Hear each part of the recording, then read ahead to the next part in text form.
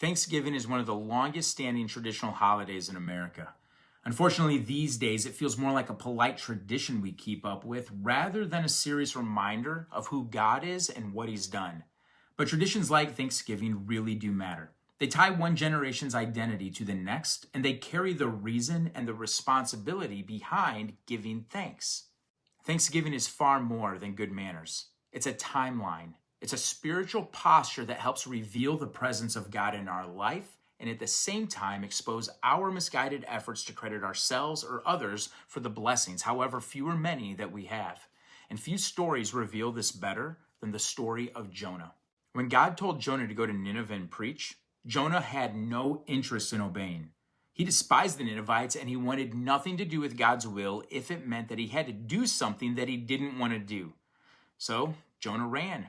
And he made the decision to do something else and put as much distance as he could between himself and God's calling. But notice something important. God didn't confront Jonah's resistance the same way that he's done with others. He didn't perform miracles in front of him like he did with Moses, for example.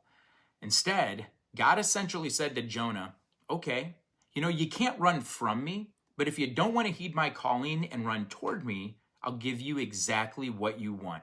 I'll send you someplace so dark and isolated that you can't run from it either. A violent storm hit the ship that Jonah chose for his escape. The superstitious sailors tried to figure out who brought this trouble on him, and Jonah fessed up to it. He said, "It's me. I ran from the Lord, and you have to throw me overboard." And so they did. And the Bible says that when he was thrown overboard, a great fish swallowed him up. In Jonah chapter 2, Jonah makes it clear that this experience wasn't just quiet time for self-reflection.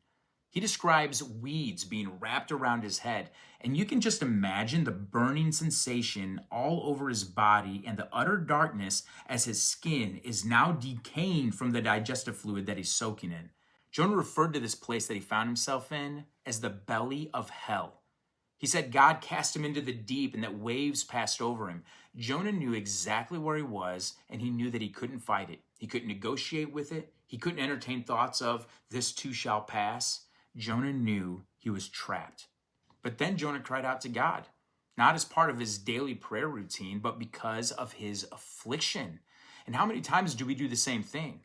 We live our lives our way. We pursue our own plans. We put our confidence in our own jobs and abilities and income, maybe even our connections. But then trouble hits. And we suddenly find ourselves in a personal storm, wondering how everything fell apart and even wondering if we'll ever survive. That's where Jonah was. He put all his faith in a ship. He put all his faith in a crew that he thought was going to help get him to a better destination that he had in mind. But in the end, the very things that he trusted in, that ship, his own ideas, the people that he was with, the people were the ones that threw him overboard. Jonah's words make the point clearer than anything else. He said, "They that observe lying vanities forsake their own mercy." Jonah realized that he had trusted everything except God. He trusted the ship, he trusted the sailors, he trusted his own plan, but none of it was responsible for the blessings in his life, and none of it was going to be strong enough or faithful enough to save him now. And in trusting those lying vanities, Jonah walked himself right out of the mercy of God. That's exactly where many of us live without even realizing it. We give thanks for our promotion, but we forget the God who opened the door. We give thanks for the man at the dealership who got us a good deal, but we forget to thank the God who provided the means. We give thanks for our hard work, but we forget the God who gave us health, ability, and our own breath. Like Jonah, we often credit our blessings to things that are of God without ever crediting them to the mercy of God himself. But Jonah's suffering clarified his mind. Everything he went through positioned him to finally see the truth and the error of his heart.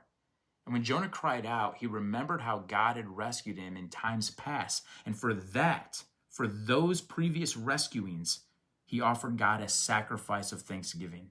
And that thanksgiving, that turning of his heart back towards God, is what ended the chapter of Jonah in the whale.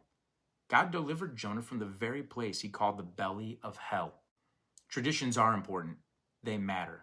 So don't squander this opportunity to instill a genuine sense of thanksgiving into those who are coming up after you.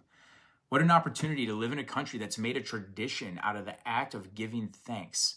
But let's be careful that our thanksgiving isn't directed toward lying vanities, the temporal and ever-changing circumstances that might swing in our favor one day but not the next.